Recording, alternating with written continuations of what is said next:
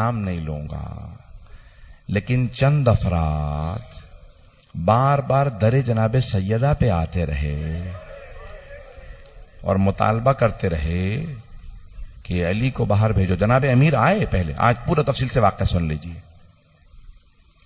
ذہن میں شبہ نہ رہ جائے. پہلے خود جناب امیر آئے، کوئی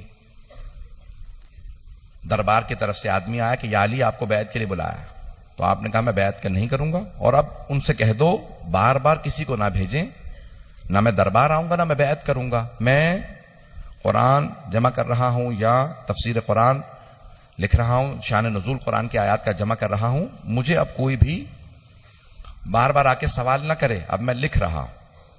مولا اپنے حجرے میں چلے گئے اور قرآن کو جمع کر کے جو بھی مختلف جگہوں پہ مختلف کاغذوں پہ قرآن لکھا تھا اسے جمع کر رہے تھے، ترتیب دے رہے تھے. اسے ترتیب دے رہے ہیں کہ پیغمبر کے فوراً بعد ترتیب دے دوں اس سے پہلے کہ لوگ مختلف قرآن ناراض کریں. اب یہاں پہ جناب امیر علیہ السلام کہہ کے گئے در پہ، کوئی دروازے پہ نہ آئے. جو آدمی بھیجا گیا تھا بلانے کے لیے اسے بتا دیا اب مت آنا. اس نے جانے کے بعد کہا، علی نے صاف الفاظ میں منع کر دیا، نہ بیعت کروں گا نہ دربار آؤں گا.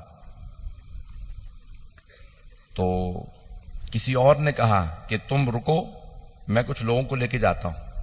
کہ نہیں ہم ساتھ چلتے ہیں. اگر علی باہر نہیں آتے تو ایک نے مشورہ یہ دیا، مختلف افراد ہیں ان میں سے ایک نے یہ کہا کہ آگ لے چلتے ہیں. اگر علی نے بیعت نہ کی تو پھر کوئی بھی بیعت نہیں کرے گا، علی سے بیعت ضروری ہے. کہ آگ لے چلتے ہیں، ڈرائیں گے دھمکائیں گے، علی سے بیعت لے لیں گے. وہ اور ہوں گے جو ڈرانے دھمکانے سے بیعت کر لیتے ہوں. یہاں تک کہ خود شبلی نعمانی کہتے ہیں کہ بھی مزاج تو ایسا ہی تھا، وہ آگ لے گئے ہوں گے لیکن آگ لگائے نہیں ہوگی، صرف ڈرانے لے گئے ہوں گے. میں کہتا ہوں چلیں اتنی سی بات کو جو آپ نے فرض کیا ہے نا کہ آگ لائے ہوں گے، کون سی ایسی نوبت آ گئی تھی دختر رسالت کے گھر پہ لوگ آگ لے آئے؟ دختر رسالت کے لوگ گھر پہ آگ لے آئے ہیں. واقعے کو میں مکمل کروں گا، ابھی سنیے گا. ابھی میں پورا واقعہ پڑھنا چاہ رہا ہوں. اگر سننا چاہیں گے سب لوگ اس کو غور سے سنیے گا، کیونکہ ماحول مصائب کا بن چکا ہے اس لیے میں نے ماما اتار دیا ہے. لیکن میں مصائب نہیں پڑھ رہا ہوں، میں چاہتا ہوں کہ میں واقعہ مکمل کروں. آپ مجھے پتا ہے لوگ گریہ کرتے رہیں گے کہ ایک مرتبہ سب کے سب ایک ہجوم کی شکل کے اندر در پہ آ گئے. ایک نے آگ پکڑ رکھی ہے اور کہا کہ آگ لگا دیں گے اگر علی واقعاً باہر نہ آئے. اب سب جمع ہے، ایک خوف بھی ہے کہ علی ہیں، لیکن ایک نے دوسرے سے کہا کہ نہیں، میں نے خود سنا تھا پیغمبر نے علی سے وعدہ لیا تھا میرے بعد تلوار نہ اٹھانا.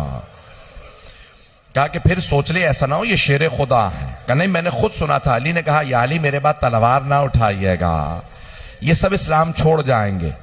یہ لوگ جیسے بھی مسلمان رہیں، بعد والے جو مسلمان آئیں گے وہ ہمیں ماننے لگیں گے. یا علی ابھی تلوار نہ اٹھائیے گا. کہا یا رسول اللہ میں صبر کروں گا، علی سے بڑا کوئی صابر نہیں ہے.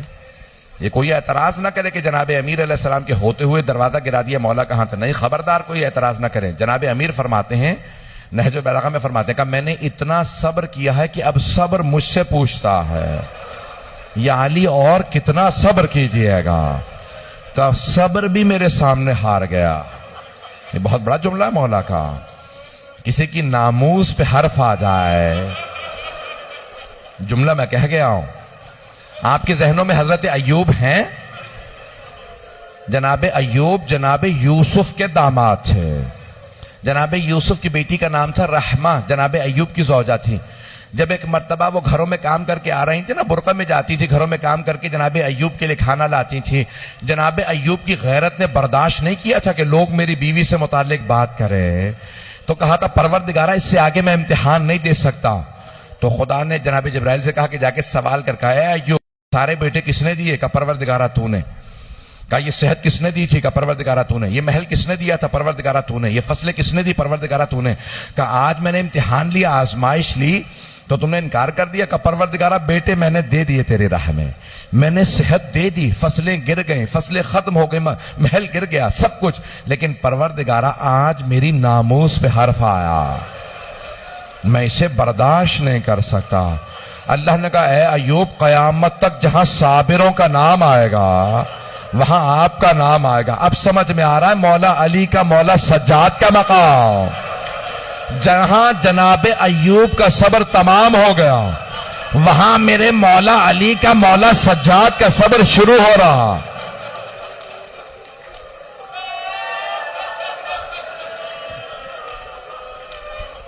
میں آج واقعہ پورا پڑھنا چاہتا ہوں.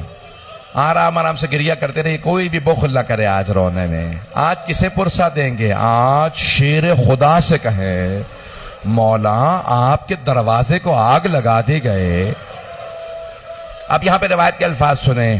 بس ایک مرتبہ جناب سیدہ صحن میں چکی پیس رہے ہیں, جناب امیر قرآن جمع کر رہے ہیں. اچانک دروازے پہ دستک ہوئی. امام حسن مجتبی 8-9 برس کے ہیں, بہت تیزی سے باہر آئے. بی بی نے کہا کہ بیٹا رک جاؤ. فوراً جناب امام حسن مجتبی کہتے ہیں میری ماں نے سر پہ برقع لیا. جب دروازے پہ کسی نے لات مارنا شروع کی تو بی بی بہت تیزی سے دروازے پہ آئیں, دونوں ہاتھ دروازے پہ رکھے, سر پہ برقع لے کے کہا رک جاؤ, میں تمہارے نبی کی بیٹی ہوں.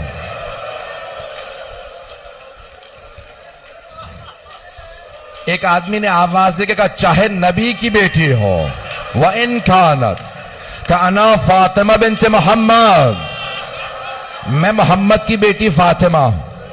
دوسرے نے آواز دے کے کہا چاہے فاطمہ ہی کیوں نہ ہو, علی کو باہر نکالو نہیں تو ہم دروازے کو آگ لگا دیں گے.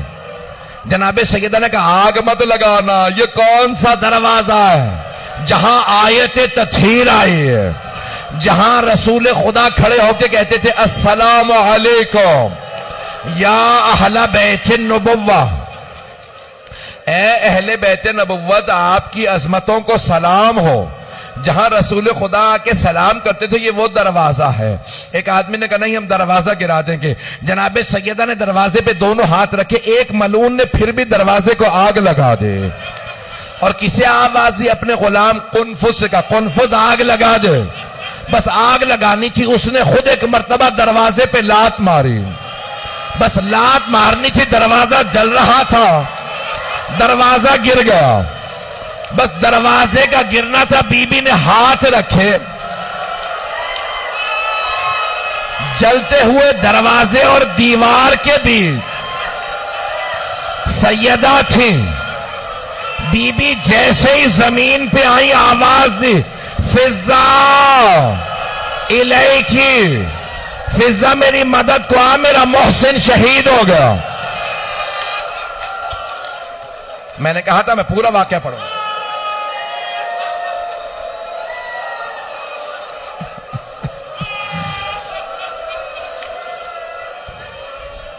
ایک مرتبہ جناب امیر ایک حجرے سے باہر آئے. جناب امیر نے ایک کے گریبان میں ہاتھ ڈالا, اسے اٹھا کے زمین پہ پھینکا, سینے پہ پاؤں رکھ کے کہا اگر مجھے پیغمبر کی اجازت ہوتی میں ابھی تیرا قتل کر دیتا. اس نے آواز دے کر کہا میں نے کہا تھا نا علی نے وعدہ کیا تلوار نہیں اٹھائیں گے, علی کے گلے میں رسی ڈالو. ایک ملعون نے جسے سیف اللہ کہتے ہیں علی کے گلے میں رسی ڈالی. میرے ادھر دیکھیے گا, جیسے ہی رسی ڈالی جناب سیدہ نے علی کی ابا میں ہاتھ ڈالا, کہا میں لے جانے نہیں دوں گی میرے سرکار, میں لے جانے نہیں دوں گی. دوسرے ملعون نے ہاتھ میں درہ تھا, جب درہ مارا بی بی کے بازو پہ لگا, ہاتھ سے ابا کا دامن چھوٹ گیا. ایک ہمارے عالم نے یہاں تک لکھا کہ ایک ملعون کے ہاتھ میں تلوار تھی, اس نے تلوار کا دستہ ہاتھ پہ مارا, بی بی کے ہاتھ سے ابا چھوٹ گئی. جناب سیدہ نے آواز دے کے کہا فضا میرے بابا کا امامہ لے کے آ. بی بی نے امامہ کھول کے سر پہ رکھا, کہا فضا میرے بابا کا عصا لے کے آ. فضا میرے بابا کی ابا لے کے آ. ابا کو سر پہ رکھا, برقعے کے اوپر ابا کو رکھا, امامہ کھول کے سر پہ رکھا, ہاتھ میں عصا لیا, کہا فضا مجھے سہارا دے, مجھ سے کھڑا نہیں ہوا جا رہا. جناب اسماء جناب فضا بی بی آئیں, بی بی کے باہوں میں باہیں ڈالیں, ایک مرتبہ بازوؤں سے پکڑا, جب اٹھایا بی بی کو تو جناب سیدہ نے کہا فضہ مجھے میرے بابا کے روضے پہ لے چلو. آخری جملے سن لے, اب آپ برداشت نہیں کر رہے.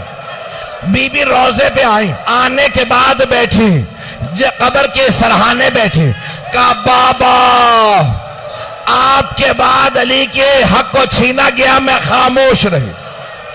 بابا میرے چھوٹے چھوٹے بچے یتیموں کی طرح رہتے ہیں, حسنین فاقوں سے ہیں, میں نے بڑا صبر کیا. بابا میرا باغ فتح چھین لیا, میں نے صبر کیا. بابا میں صبر کرتی رہی, میرا محسن شہید ہو گیا. لیکن بابا آج میری آنکھوں کے سامنے میرے سرتاج کے گلے میں رسی ڈالی. بابا اب میں برداشت نہیں کر سکتی. بابا آج میں بد دعا کرنے آئی ہوں.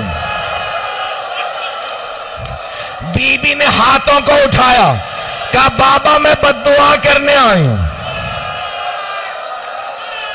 جناب امیر مسجد نبوی میں تھے.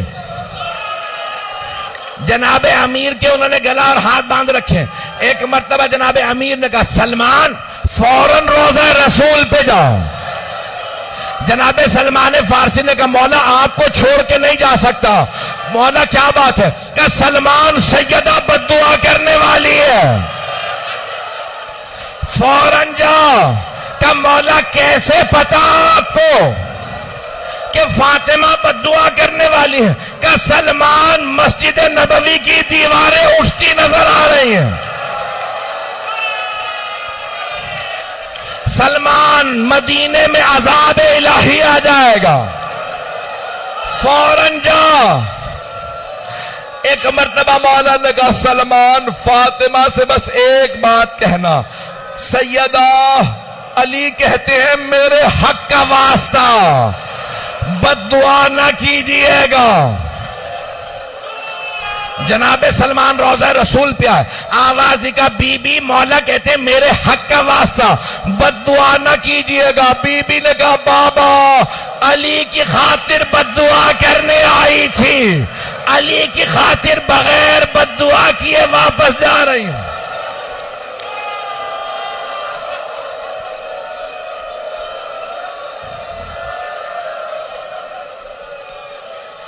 بھائی میں نے تمام کر دیا, آخری جملے سن لیجیے, آخری جملے سن لیجیے. اب آپ میں رونے کی طاقت نہیں ہے. میں نے کل ایک وہاں روایت پڑھی تھی دوسرے مقام پہ, ایک جملہ کہہ دوں. ایک بہت بڑے عالم دین ایران کے, وہ کہتے ہیں میں ایک جگہ مجلس پڑھ کے اترا, میں مجلس پڑھ کے اتر آیا, دیکھا مصائب ختم ہو گئے, پھر بھی ایک آدمی بیٹھا رو رہا ہے. ماتم ختم ہو گیا, دیکھا پھر بھی رو رہا ہے. تبرک کے لیے دسترخوان بچھ گئے, پھر بھی رو رہا ہے. وہ عالم دین کہتے ہیں میں خود ممبر سے آگے گیا, جا کے اسے گلے لگایا, پوچھا کیا بات ہے, مصائب کے کون سے جملے نے تمہیں اتنا رلایا؟ اس نے کہا کہ آغا میں ہڈیوں کا ڈاکٹر ہوں,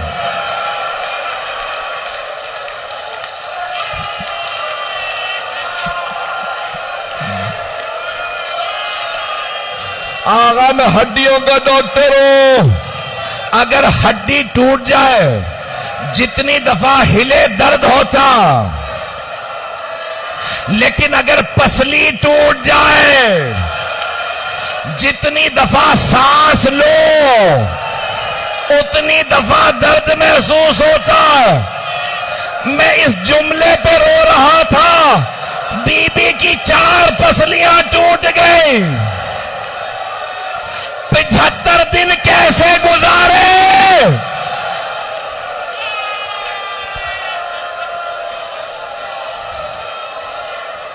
الا لعنت اللہ علی القوم الظالمین.